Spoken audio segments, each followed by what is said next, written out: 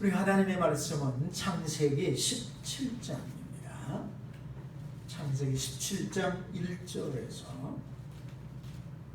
8절까지를 제가 읽어드리겠습니다. 구약성경 창세기 17장이 되겠습니다. 아브라함의 99세 때 여호와께서 아브라함에게 나타나서 그에게 이르시되 나는 전능한 하나님이라. 너는 내 앞에서 행하여 완전하라. 내가 내 언약을 나와 너 사이에 세워 너로 심히 번성케 하리라 하시니 아브라함이 엎드린데 하나님이 또 그에게 일러 가라사대 내가 너와 내 언약을 세우니 너는 열국의 아비가 될지라. 이제 후로는 내 이름을 아브라함이라 하지 아니하고 아브라함이라 하리니 이는 내가 너로 열국의 아비가 되게 함이니라.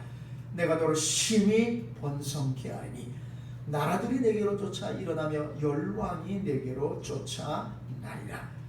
내가 내 언약을 나와 너와 내 대대 후손의 사이에 세워서 영원한 언약을 삼고 너와 내 후손의 하나님이 되리라. 내가 너와 네 후손에게 너의 우고하는 이 땅 곧 가나안 일경으로 주어 영원한 기업이 되게 하고 나는 그들의 하나님이 되리라. 아멘.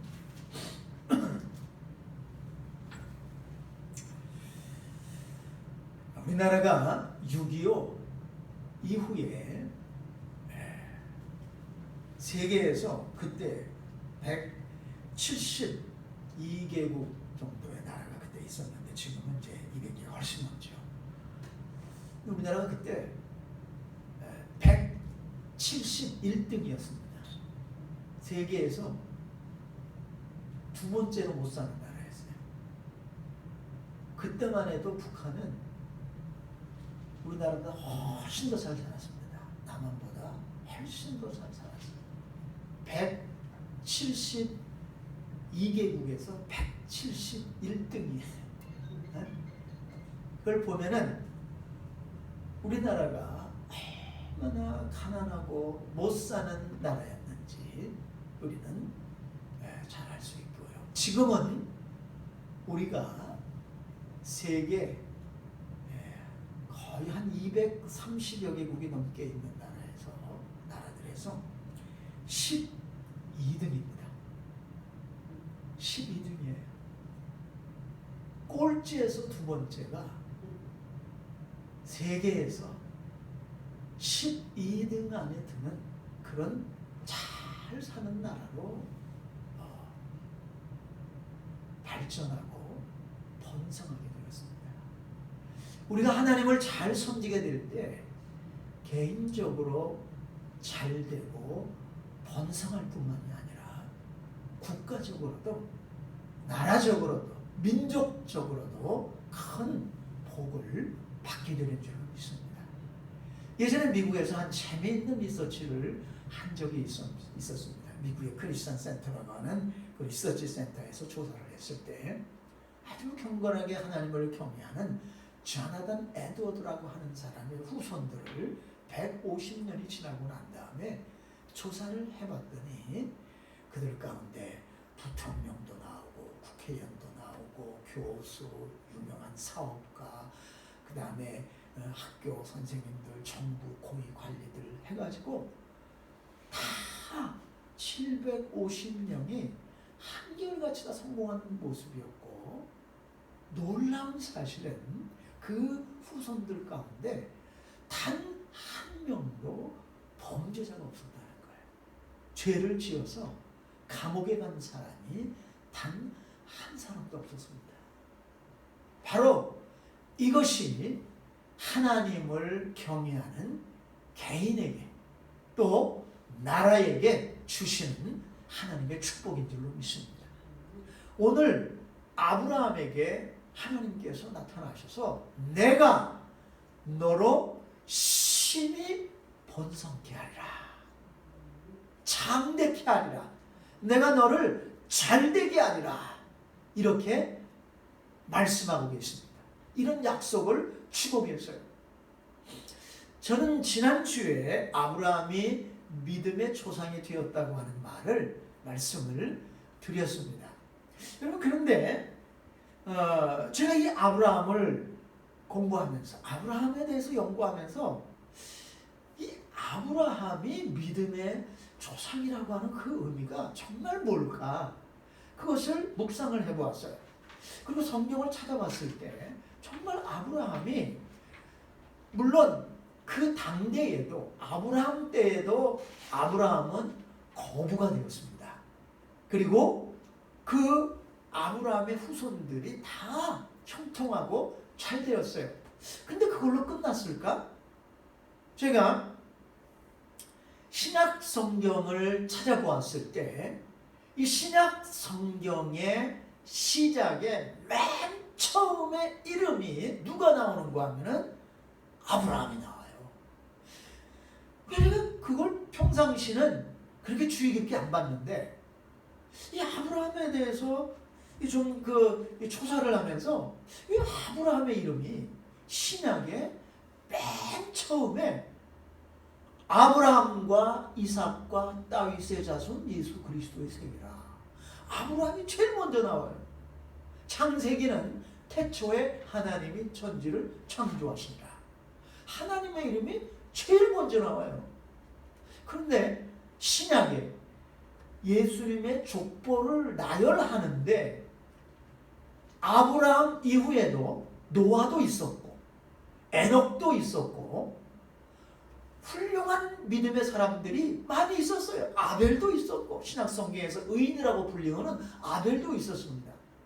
그런데 그들의 이름은 언급하지 않고 다 그냥 아브라함 위는 다 잘라버렸어요. 그리고 아브라함이 제일 먼저 나오는 거예요. 예수 그리스도, 예수님의 족보를 이야기하면서 그 맨 꼭대기에 아브라함의 이름을 기록을 하고 있습니다. 그래서 제가 아브라함의 진짜 복은 바로 이것이구나. 네? 그가 물질적으로 많은 복을 받고 그 민족들이 잘 되고 이런 것보다도 아브라함이 믿음의 조상이라고 하는 그 진짜 의미는 아브라함이 예수 그리스도의 그 족보의 맨 꼭대기에 올라가 있다는 거예요. 이게 얼마나 영광스러운 겁니까? 이게 정말 하나님의 축복 중에 축복인 줄로 믿습니다. 그 위에 조상들은 아무도 언급이 안 되어져 있어요. 그래서 저는 여러분들의 믿음의 족보는 여러분부터 시작이 되어야 합니다. 여러분의 자손들을 나열하면서 축복받은 자손들을 나열하면서 그 제일 꼭대기에 여러분의 이름이 기록되어야 할 줄로 믿습니다. 이게 진짜 축복이에요. 내 후손들이 축복받은 모습을 기록할 때 맨 정상에 맨 꼭대기에 아브라함같이 나의 이름이, 여러분의 이름이 기록될 수 있다는 겁니다. 이게 축복 중에 축복이에요. 그리고 여러분들이 그것을 위해서 기도하셔야 될 줄로 믿습니다. 여러분의 믿음의 대는 여러분부터 진정으로 시작이 되어지는 거예요. 이게 진짜 축복입니다.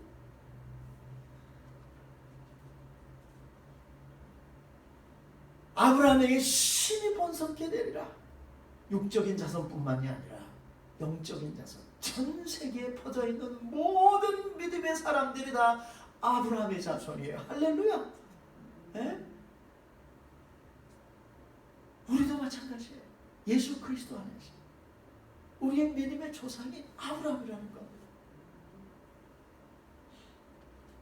하나님께서 아브라함에게 나타나셔서 이런 약속을 주시면서 심히 잘되게 하리라, 심히 번성케 하리라, 이런 약속을 주면서 뭐라고 말씀하세요? 아브라함이 99세 때 여호와께서 아브라함에게 나타나서 그에게 이르실 때 나는 전능한 하나님이라 너는 내 앞에서 행하여 완전하라, 이렇게 말씀을 하세요. 먼저 하나님은 내 앞에서 완전해라. 우리가 어떻게 완전한 삶을 살 수 있습니까? 이 완전하다고 하는 의미는 먼저 하나님과 동행하는 삶을 말합니다. 우리는 불완전해. 그러나 하나님이 우리와 함께 동행하셔서 우리를 붙들어 주시기 때문에 우리는 완전한 삶을 살 수 있어요. 하나님이 우리와 함께 하시기 때문에. 하나님이 동행해 주시기 때문에 에녹이 350년 동안 하나님과 동행했다 그랬어요. 그래서 하나님이 너무 에녹을 사랑하셔서 죽음을 보지 않고 옮겨 갔습니다. 하늘나라로 데려갔어요. 이거는 우리의 부활을, 우리가 그리스도와 함께 부활해서 영원히 하나님과 함께 있을 거라고 하는 것을 보여주는 겁니다. 또 이것은 하나님 앞에 완전히 행한다고 하는 것은 비난받지 않는, 흠잡을 것 없는 이런 삶을 말하는데, 다니엘이 성공을 하니까 그 주변의 사람들이 얼마나 다니엘에게서 흠을 찾고 잘못된 것을 발견해가지고 왕에게 참소해서 그를 쫓아내려고, 때로는 사자굴에 던지기도 하고 때로는 풀무불에 던지기도 하고. 그런데 흠을 찾지 못하니까 뭘로 흠을 잡아요? 네? 왕에게 절하고 왕만 섬기고, 왕이 우상시대였는데 다니엘이 왕을 섬기지 않고 자기가 섬기는 하나님 앞에 기도했다. 그걸로 다니엘이 억울한 누명을 써가지고 사자굴에도 들어가고 풀무불에도 들어갔던 거예요.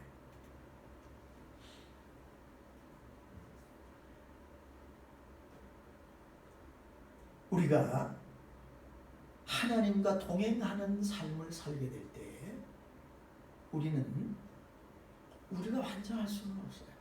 그러나 하나님과 동행할 때 하나님은 예수 그리스도를 통해서 우리가 행하는 잘못된 것들, 실수와 허물과 이런 것들을 깨끗하게 하시는 줄을 믿습니다.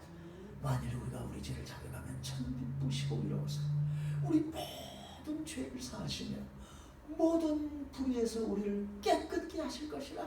할렐루야. 이것을 바울은 칭의라고 이야기합니다. 우리가 허물이 많아요. 실수가 있고 죄가 있고 잘못이 있는데도 불구하고 하나님은 우리를 의인이다 이렇게 불러주세요. 이걸 칭의, justification by faith. 우리는 사실 의롭지 않아요. 우리가 어떻게 완전합니까? 허물이 있고 부족이 있고 잘못이, 죄가 있는데 어떻게 우리가 완전합니까? 어떻게 우리가 의인이에요? 누가 여러분들 향해서 어유 의인, 아유 우리 의인이 김은정 집사님 이렇게 하면 어떻게 하겠어요? 그래 나 의인이지 이렇게 하겠어요? 아유 내가 뭐 의인이야? 아이고 난 어제도 이런 저런 잘못했는데 뭐. 이를 누가 나를 의인이라고 불러주면 우리가 그거 감당할 수가 있겠어요?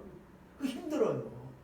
그런데 여러분, 사람이 그러는 것이 아니라 하나님이 너 의인이다 이렇게 불러주는 거예요. 인정해 주시고. 하나님이 나를 의인이라고 불러. 아이고 하나님 내가 뭐 의인이에요? 나 이거 뭐 허물투성인데. 근데 하나님이 우리의 허물을 보지 않고 우리 안에 있는 예수 그리스도의 보혈을 보시는 줄로 믿습니다. 이게 칭의예요. 우리는 허물과 부족이 가득한데 아니야 나 그거 하나도 안 봐. 내가 보는 것은 오직 내 아들 예수 그리스도의 보혈의 피가 네 안에 있는 나는 그것만 본다.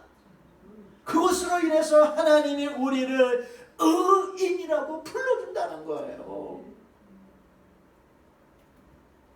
어떻게 우리가 행위로 의롭다함을 받을 수 있겠어요? 종교개혁자인 마틴 루터는 이것 때문에 얼마나 고민했는지 몰라요.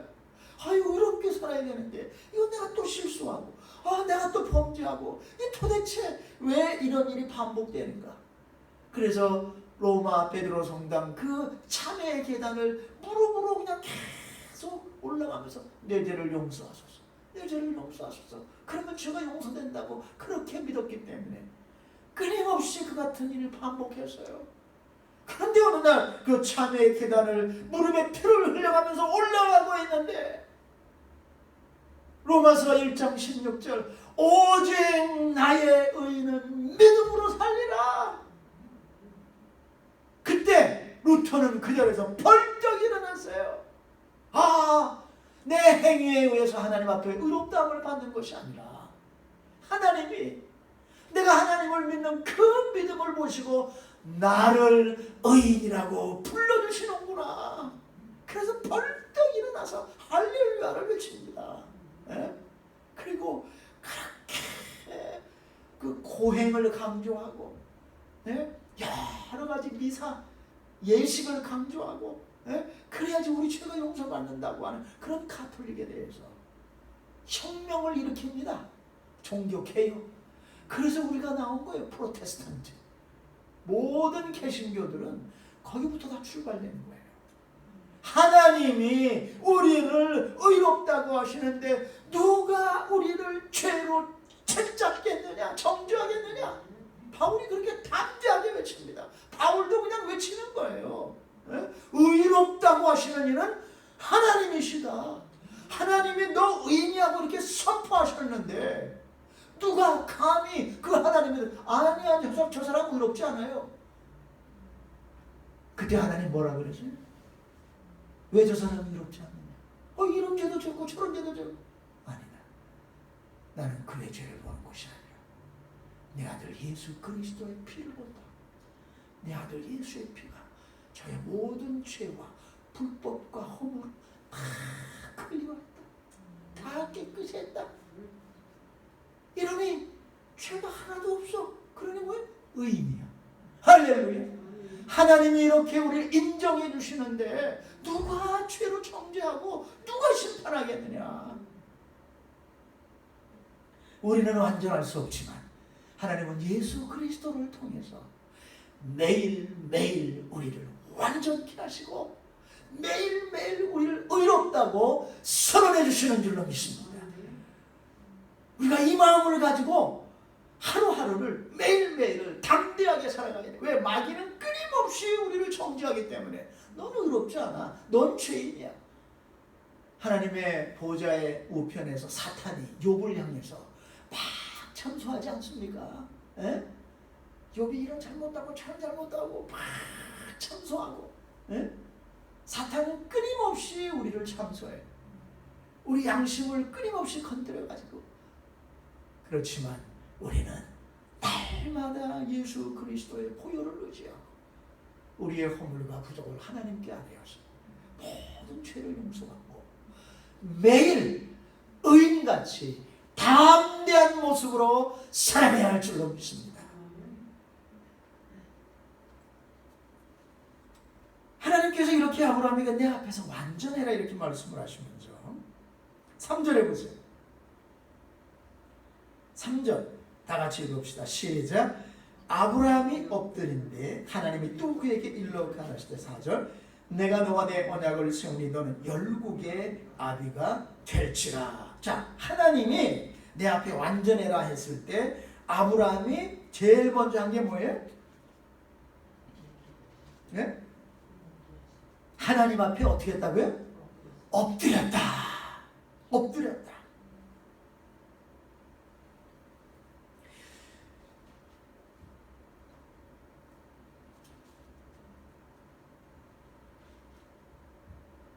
우리 동양에서 이 엎드리는 자세는 최고 경배의 자세입니다.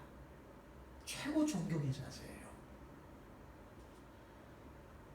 자식들이 부모에게 엎드려서 세배하죠. 네? 최고, 부모님을 최고 공경한다는 의미예요. 네?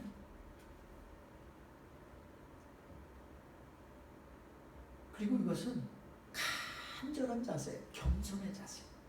엎드리는 자세는 가장 낮은 자세입니다. 그러니까 아브라함이 하나님 앞에 완전히 행하라고 하는 하나님의 말씀을 듣고 아브라함이 깊은 기도의 삶을 시작했다는 겁니다. 우리가 심히 번성케 되는 삶의 주인공이 되려면 우리의 삶의 중심에 기도가 있어야 될 줄로 믿습니다. 크리스찬의 삶은 입으로 사는 것도 아니고 머리로 사는 것도 아니고 무릎으로 사는 거예요. 무릎으로 산다는 말이 있어요. 왜? 하나님의 은혜는 낮은 자에게 임합니다. 엎드린다고 하는 것은 내가 낮은 자세로 하나님께 도움을 구한다는 거잖아요. 미국의 유명한 크리스천 지도자 에프리 마이어라고 하는 사람은 이런 말을 했어요. 나는 하나님의 은혜의 선물이 여러 층으로 된 선반 위에 하나씩 놓여 있는 줄 알아. 한 계단 올라가서 또 하나 없고 한 계단 올라가면 또 하나 없고 이렇게 된 줄 알았는데 후에 깨달은 사실은 하나님의 선물은 여러 층으로 되어 있는 아래로 내려가는 그 계단에 하나씩 하나씩 놓여 있다. 그래서 가장 밑에 계단에 가장 밑에 내려가는 가장 큰 하나님의 은혜의 선물이 기다리고 있다. 하나님의 은혜는 우리가 낮아지면 낮아질수록 더 큰 은혜를 체험하게 된다는 거예요. 그래서 낮은 곳으로 임하소서 라는 이런 말도 있지 않나요? 낮은 곳, 가장 낮은 곳. 우리가 낮게 여기고 겸손하게. 낮아진다고 하는 것은 하나님을 의지하는 거예요. 하나님께 기도한다는 거예요. 왜? 하나님은 교만한 자를 싫어하세요. 하나님은 높아지는 자를 여지없이 꺾어버리십니다. 내리쳐버리세요. 하나님을 의지하지 않는 자를 하나님이 기뻐하지 않으세요. 그래서 에레미야 9장 23절 이하에 보게 되어지면은 지혜 있는 자는 지혜를 자랑하지 말고 강한 자는 그 강함을 자랑하지 말고 부자는 그 부요를 자랑하지 말라. 하나님은 자랑하지 말라 그랬어요. 그럼 뭘 자랑하느냐? 하나님을 알고 명철하여 나를 아는 것과 또 나는 공의와 정직과 또 나는 의를 좋아하는 자인 줄 깨닫는 것이라. 이런 것들 인간적으로 우리가 지혜 있고 많이 배우고 또 강하고 군대를 가지고 있고 무력으로 뭐든지 할 수 있고 부를 가지고 있고 그럼 자랑하잖아요. 누구나 다 자랑하잖아요. 그런데 하나님은 그거 하나님 앞에서 아무 쓸모가 없다는 거예요. 왜? 많은 군대의 힘으로 구원 얻은 왕이 없고 용사가 아무리 강해도 스스로를 구원하지 못하느니라. 병거와 말이 아무리 많아도 그것은 헛된 것이다. 절대 그것으로 구원받지 못한다. 그렇기 때문에 하나님 앞에서 이런 것들로 자랑하지 말라 그랬어요.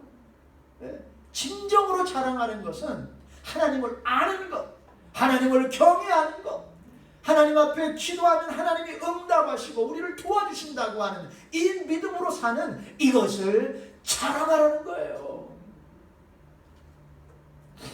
여러분, 미국이 아주 극한 혼란 속에 빠져 있어요. 저는 처음에 이 코로나 바이러스가 시작이 될 때 이 트럼프 대통령이 코로나를 굉장히 비웃었어요. 그러면서 막 마스크 쓰지 않고 막 굉장히 비웃고 아주 조롱하고 그냥. 그래서 저는 생각을 할 때, 야, 이 미국은 뭔가 대단하게 만반의 준비를 다 갖추고 있는가 보다. 그래서 환심을 했어요. 근데 좀 막말로 개뿔 뭐가 준비가 돼? 이놈의 코로나가 그냥 미국에 막 정신없이 퍼지고 있는, 이거 아무것도 안 하고 있어. 준비가 하나도 안 된 거예요. 도대체 그럼 왜 저런 뻥을 쳤을까? 왜 저렇게 그냥 막 호통을 치면서 마스크도 안 하고 막 이러고 다니면서 이렇게 엄청난 사람들을 감염시키게 만들고 죽게 만들었을까? 이 미국이라고 하는 선진국이 도대체 어떻게 이렇게 준비가 안 될 수 있을까? 너무너무 기가 막혔어요. 다 준비가 되는 줄 알았어. 중국에서 엄청난 사람들이 죽어가고 그 전 세계로 퍼져가고 있으니까 그냥 완벽 준비는 뭐 그냥 치료제 다 준비해놓고 그렇게 그냥 막 이러고 있는 줄 알았더니 아무것도 준비가 안 됐어. 아무것도. 그걸 제가 보면서 이게 정말 이 세계 최강의 선진, 최고의 무기를 가지고 있는 이 미국이라는 나라도 바이러스 하나로 인해서 이렇게 그냥 여지없이 무너져 버리는구나. 야, 세계 최강의 선진국, 최강의 국가가 이렇게 여지없이 그냥 아무런 맥도 못 치고 힘도 못 쓰고 이렇게 무너져 버리는 이런 모습을 보면서요. 저는 어떻게 보면은 이게 하나님께서 이 미국을 겸손하게 만드시는 거예요. 겸손하게. 하나님 앞에서 겸손하라. 너희들이 그냥 놀라운 현대식 무기, 핵무기를 자랑하고 있고 부를 자랑하고 있지만 이 바이러스 하나, 이거 하나 못 막아가지고 수백만 명의 감염이 되어지고 500,000,000 가까운 사람들이 지난 한 해 동안 죽었잖아요. 뭔가 인간적인 것을 자랑하게 될 때 하나님은 그걸 기뻐하지 않으세요. 하나님이 기뻐하시는 것은 하나님을 경외하고 하나님 앞에 엎드리는 사람들, 하나님을 경외하는, 우리가 인간적으로 다 할 수 있지만 그래도 하나님, 우리의 준비에는 부족함이 있을 수가 있습니다. 우리가 실수할 수 있고 우리가 패배할 수가 있습니다. 하나님 나를 도와주세요. 하나님 나를 도와주세요.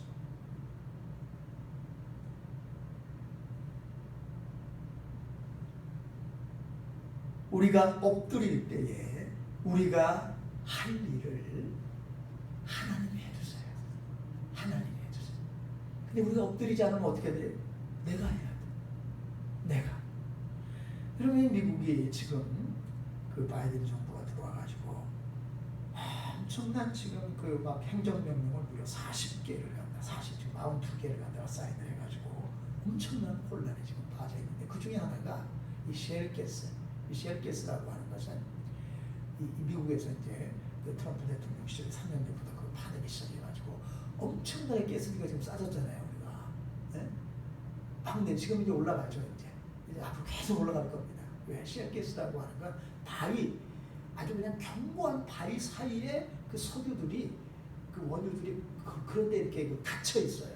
그래서 바위를 깨야 됩니다. 근데 그게 돈이 너무 많이 들었어요, 그동안에. 근데 그것을 이 미국에서 특수공법을 발견해가지고 그 아주 깊은 지하 바위 견고한 암석층에 어마어마하게 있는 그 가스들, 천연가스라든가 그 다음에 원유라든가 이걸 끌어낼 수 있는 아주 특수공법을 갖다가 이제 발명을 했어요. 그래서 그것을 갖다가 이제 바위를 쪼개가지고 이제 끄집어내기를 시작을 한 게 3년이 되어지고 아주 그 원유 사업이 굉장히 활발하게 되었는데 이 바이든 정부가 들어와서 이제 모든 그 셰일가스를 갖다가 끌어내지 못하게 다 중단을 시켜버렸어요. 왜? 우리는 환경을 보호해야 된다. 그거를 끄집어내게 되면은 이 지구 환경이 위협을 받기 때문에 그거 끄집어내면 안 된다. 그거 행정명령으로 다 스탑을 시켜놨어요. 그러니까 이 오일 산업이 지금 아주 그냥 완전히 이게 그냥 다 도산될 위기에 놓여 있어요. 그리고 어떻게 됩니까? 중동에서 다시 석유를 수입해 오려고 그래요. 이러니까 이제 앞으로 우리가 이 셰일가스가 미국에서 이 혁명이 터지기 전에 텍사스만 해도 거의 3불가량 갔습니다. 갤런당 3불가량까지 올라갔었어요. 그래서 야, 좀 있어 3불 올라가겠다 했는데 이게 셰일가스가 터지는 바람에 계속 원유 가격이 떨어져가지고 막 1불 막 40점, 50점까지 떨어졌잖아요. 지금 뭐 거의 2불대로 이렇게 다 거의 다 이제 올라갔지만 이게 이제 앞으로 계속 올라갑니다. 할 수 없어요, 이제. 이거 이제 다 묶어놓으면은 중동에서 갖고 와야 되는데 중동은 굉장히 변화가 막심한 곳이에요. 조그만 뭐 위험이 터지면은 못 들어와요. 원유가 못 들어와요. 그건 뭐 계속 올라가는 거. 어쨌든 이런 것 때문에 엄청난 지금 이제 그 이 주정부와 또 이 원유를 캐내는 이 사업자들하고 연방 정부하고 아주 대대적인 또 법정 싸움도 붙었습니다.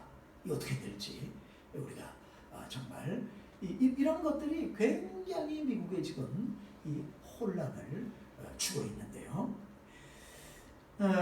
여러분, 우리가 정말 이런 모든 우리의 난관들을 지금 해결할 수 있는 것은 인간의 지혜가 아니에요. 그리고 얼마나 지금 이 미국 사람들이 지금 막 서로가 이렇게 분열돼서 서로 싸우고 서로 갈등하고 있습니다. 지금 또 더욱더 사람들을 화나게 하는 게 BLM이라고 그래요. 블랙 라이프 매터. 흑이라는 사람이 백인 경관에서 죽었다 그래가지고 얼마나 폭동이 막 일어나서 그거 평화적인 진짜 BLM 무브먼트는요 평화적인 무브먼트예요. 근데 거기 안티파라고 하는 아주 극렬 분자들이 가입되면서 그 폭동이 완전히 그냥 진짜 폭동이 됐어요. 때려 부수고 약탈하고 그 LA에 폭동이 일어난 것 같은 그런 거.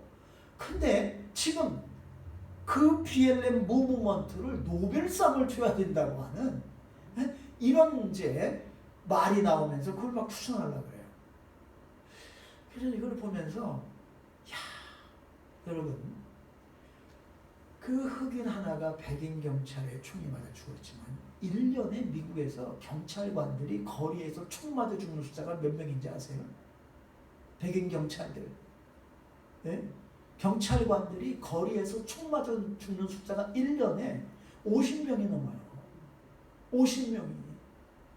거리에서 단속하다가 범인들에 의해서 총 맞아 죽는 사람이 50명이 넘습니다. 한 명 죽은 것 가지고 막 이렇게 엄청난 폭동을 일으키는데 50명의 경관들이 죽어요. 길거리에서 총에 맞아가지고. 그 사람들이 다 폭동 일으켜야 되나요? 만일에 이런 가족들이, 이런 동료들이, 이들을 지지하는 사람들이 다 폭동을 일으킨다면 어떻게 되겠어요? 한 사람 죽었다고 저렇게 방어하고 남의 가게 들어가서 다 뺏고 약탈하고 이건 무브먼트가 아니에요. 이건 완전히 폭동이고 이건 완전히 정말 불법적인. 그런데 이런 것들을 진압하고 이런 것들을 통제해야 될 주지사들은 가만히 보고만 있어요. 진압을 하지 않아.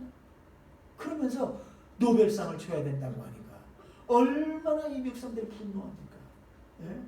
50명의 경찰들은 거리에서 총 맞아 죽는데 그것에 대해서 데모하는 사람 아무도 없는데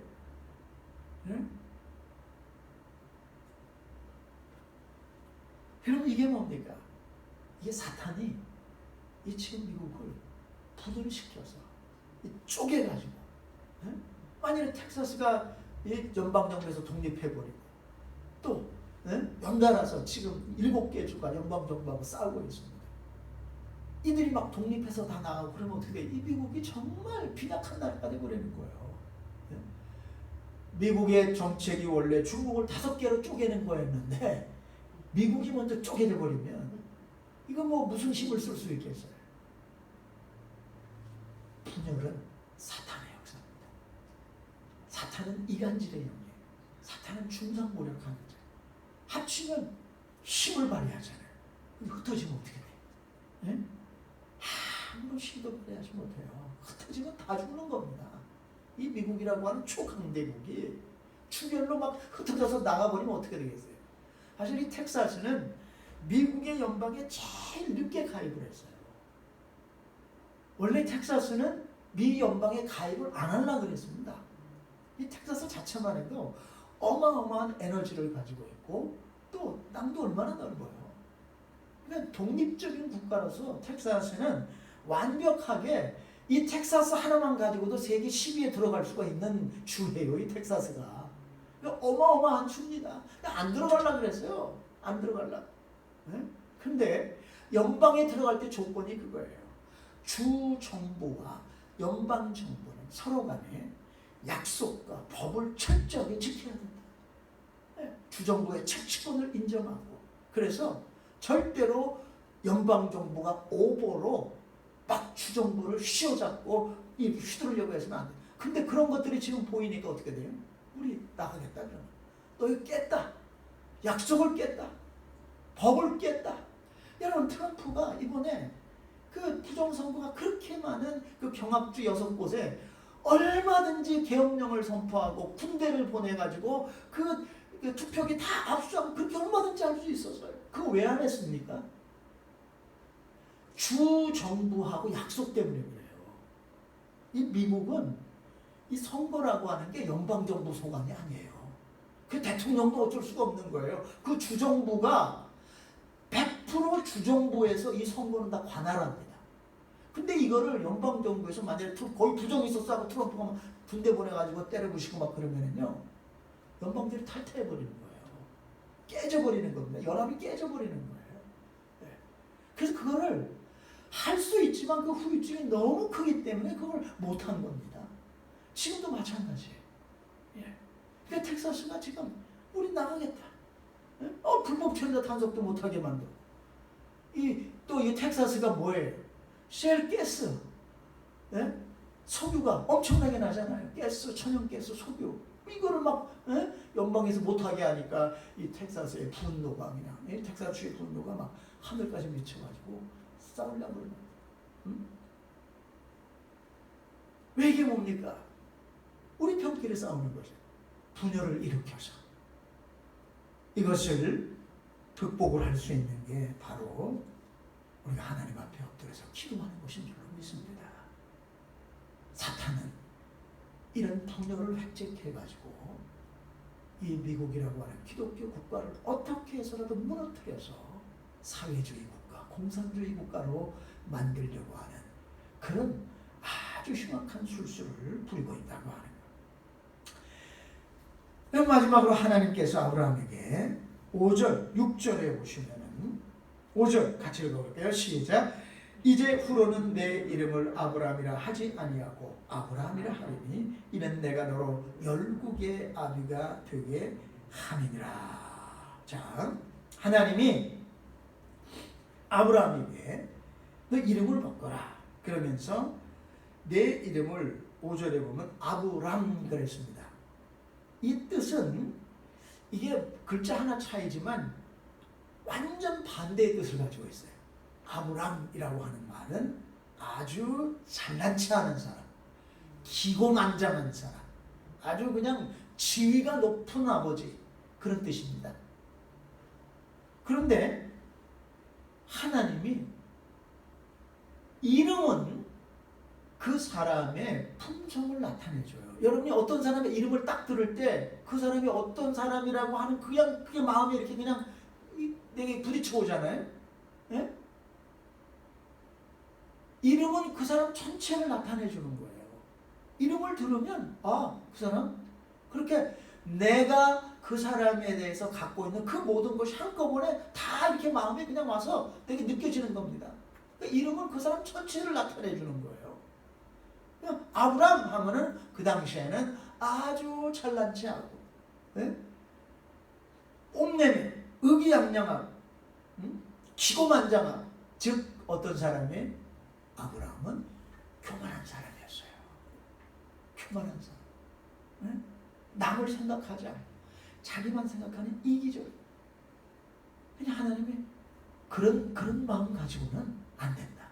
또 그런 캐릭터, 그런 품성을 가지고 있어가지고는 내 축복을 받을 수 없다. 신이 번성케 되는 삶의 주인공이 될 수가 없다. 그러면 뭐라고? 이제 아브라함. 이 라자가 하나가 되네요. 아브라함, 아브라함. 근데 뜻은 반대예요. 이 뜻은 이 겸손하다고 하는 뜻이 열국을 품는 사람, 모든 나라 사람들이 존경하는 열국의 아버지. 모든 사람들이 존경하는, 모든 사람들이 우러러보고, 모든 사람들이 존경하는 그런 이름이에요. 아브라함이라고 하는 이름이. 아브라함아, 네가 이렇게 해야 돼. 모든 사람들을 품는 넓은 마음을 가져라. 너만 생각하는 이기적인 자세를 버리고 교만된 자세를 버리고 모든 사람과 더불어서 평화하고 모든 사람들을 품는 그런 사람이 되어라. 왜냐하면은 기고만장하고 교만하고 잘난치 않은 그런 좁은 마음으로는 열국의 아버지가 될 수가 없다는 거예요. 하나님의 그 복을 감당할 수가 없다는 거예요. 이런 말이에요. 하나님의 축복을 감당할 수 없는 사람이 그 하나님이 그 사람에게 그 축복을 줄 때 그거는 복이 아니라 저주가 되어져 버려요. 하나님의 복은 이렇게 큰 건데 그냥 간장 종대기만 크기를 요만해 그릇이. 그럼 이거 어떻게 담아 이걸 갖다가? 예? 이게 담을 수가 없는 거예요. 하나님의 축복을 담을 수가 없는 거예요. 이 믿음이라고 하는 것은 선반이라고 하는 그 뜻을 가지고 있습니다. 우리가 이렇게 선반을 만들어 놓으면 그 선반이 얼마나 튼튼하냐에 따라서 그 위에 놓는 물건이 결정이 됩니다. 이게 선반이 빈약해. 그럼 거기다 무거운 거 놓으면 그 무너지는 거예요. 튼튼해. 그럼 아무리 무거운 거 올려놔도 그게 받치잖아요. 믿음은 내 믿음대로 하나님이 나에게 주시는 거예요. 내 믿음에 오바되는 그런 축복이 나에게 임할 때 내가 감당할 수가 없습니다. 감당할 수 없으면 어떻게 되어져요? 그게 축복이 아니에요.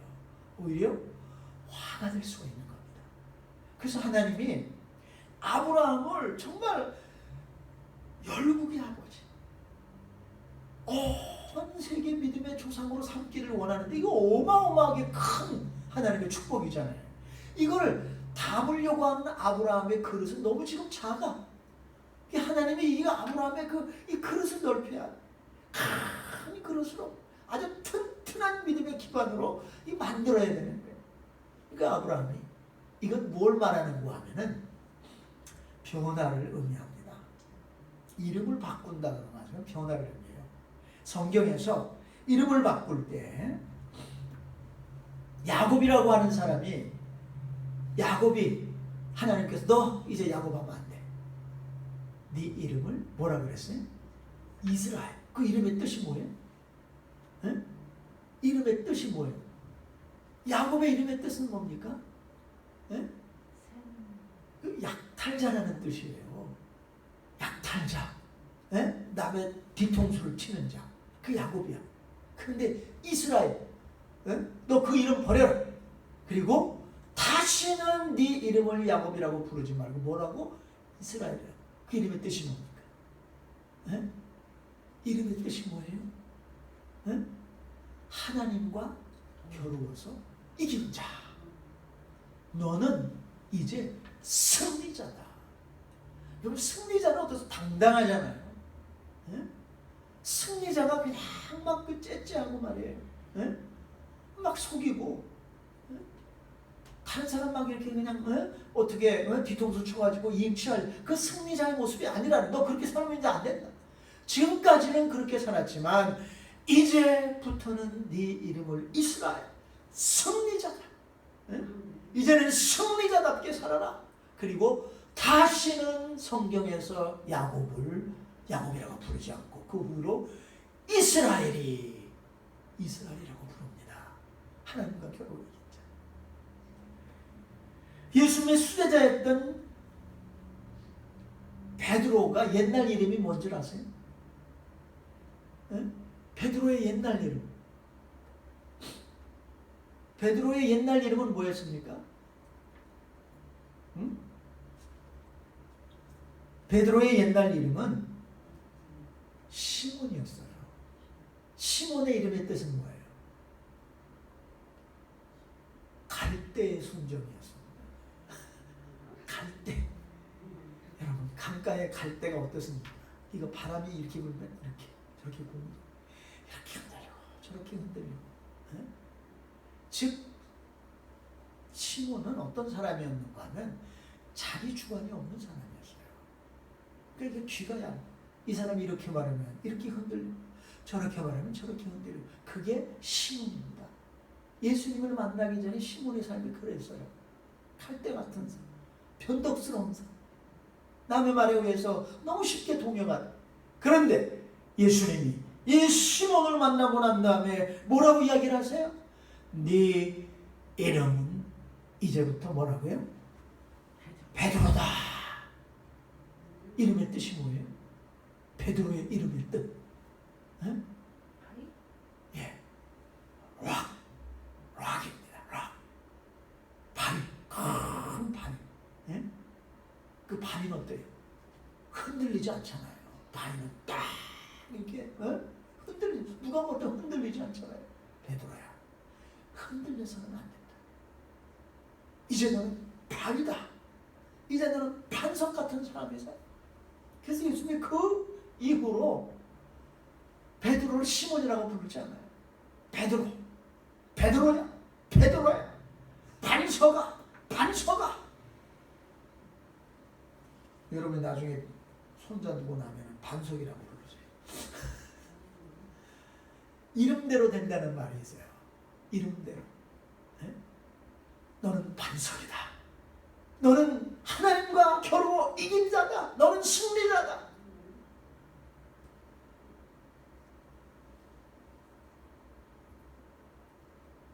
예전에 전 세계를 지배했던 그리스, 헬라의 알렉산더 대왕이 자기 진영에 그 아주 말썽꾸러기 병사가 하나 있었는데 이름이 같이 알렉산더예요. 근데 너무 문제를 많이 일으키고 아주 형편없이 살아요. 근데 그게 어느 날 이 알렉산더의 기회도 들어왔어요. 그래서 그 진영을 방문해가지고 그 병사를 만났습니다. 그래서 이런 이야기를 합니다. 야 이놈아, 너 알렉산더라고 하는 이름이 어떤 이름인지 아느냐?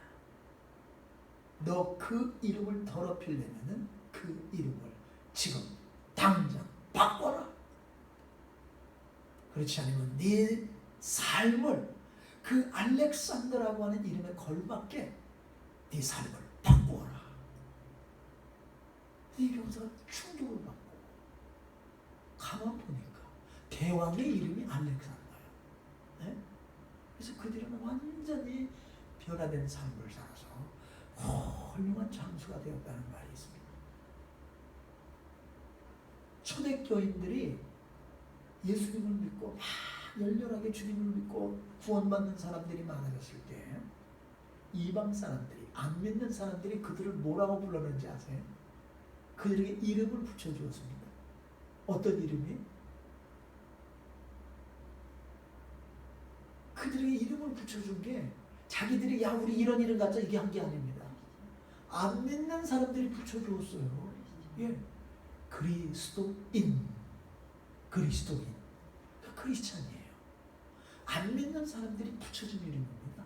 크리스찬, 그리스도인 무슨 뜻이에요? 예수 같이 사는 사람들. 왜 그런 이름을 붙여주었어요? 생활을 보고, 생활을 보고. 네. 그들이 말하는 이 말이 아니라 그들의 생활을 보고, 야, 저들은 정말 예수같이 사는구나. 그리스도인이다. 예수 같은 사람들이다. 그래서 결과가 어떻습니까? 허다한 사람들, 수천의 사람들이 예수를 믿게 되어지는 그런 놀라운 역사가 일어납니다. 여러분, 우리가 신이 번성케 되는 삶의 주인공이 되려면 하나님 앞에 완전해야 됩니다. 그러려면 우리가 어떻게 해야 돼요? 매일 우리는 예수 그리스도의 보혈을 의지해야 되는 줄로 믿습니다. 우리 힘으로는 완전한 삶, 의로운 삶을 살 수가 없어요. 그러기 위해서는 하나님 앞에 엎드리면서 매일 하나님이 주시는 그러한 용서와 치료를 경험해야 되고, 그리고 하나님 앞에서 나의 변화된 모습을 통해서 내 주위의 사람들이 하나님 앞에 돌아오게 되어져 하나님 앞에 영광을 돌리는 이런 축복된 그러한 모습으로 우리가 정말 살아서 이 2021년도 아브라함에게 약속하신 심히 번성케 되어져 잘되고 창대하게 되는 삶의 주인공으로 살 수 있게 되시기를 주님의 이름으로 축원드립니다. 기도하겠습니다.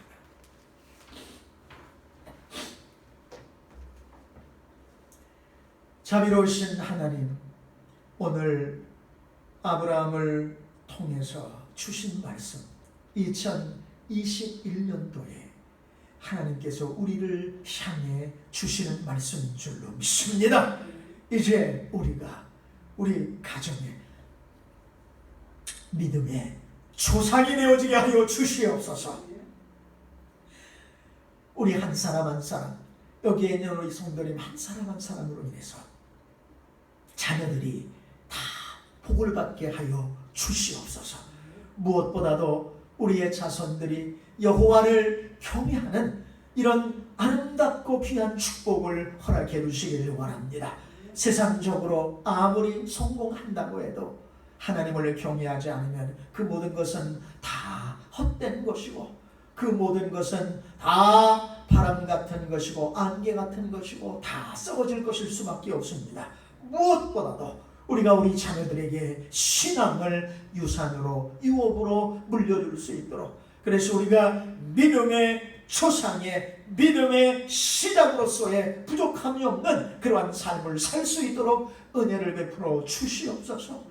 우리가 무릎을 꿇지 못하게 하는, 하나님 앞에 엎드리지 못하게 하는 많은 요소들이 있습니다. 우리 하나님께서 우리의 기도의 체험이 쌓여갈 수 있도록 은혜를 베풀어 주셔서 내 기도하는 시간이 가장 고귀한 시간, 가장 소중한 시간이 될 수 있도록 은혜를 베풀어 주시옵소서. 변화된 우리의 모습을 통해서 이 새해에 정말 우리가 축복받을 뿐만이 아니라 우리의 사랑하는 자녀들, 우리의 가족들, 우리의 친척들, 우리가 만나는 사람들이 다 우리와 함께 복을 받는 귀한 자리에 서게 하옵소서. 예수님의 이름으로 기도드립니다. 아멘.